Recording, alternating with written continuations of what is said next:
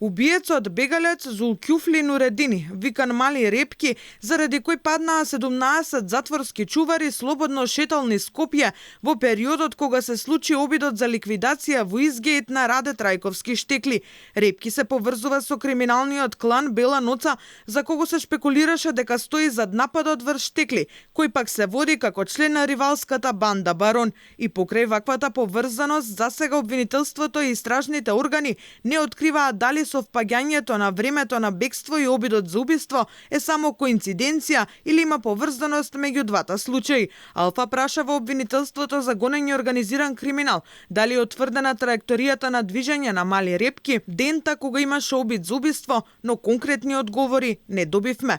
Не можеме да споделиме детали од предистрагата и истрагата, велат Кусо оттаму. Истрагата за пукањето кон Раде Штекли ја води скопското обвинителство. Оттаму не одговараат дали утврдиле поврзување помеѓу бегството на Мали Репки во критичниот период од болницата и пукањето во Изгејт. За сега е познато само дека на 24 октомври Репки слободно шетал низ Скопје, а полицајците од Идризово чувале празен кревет во приватна болница каде се лекувал. Јавниот обвинител против 11 лица води предистражна постапка заради постоење на основи на сомнение дека во временскиот период од 19 до 26.10.2023 сториле продолжено кривично дело против законито ослободување на лице лишено од слобода.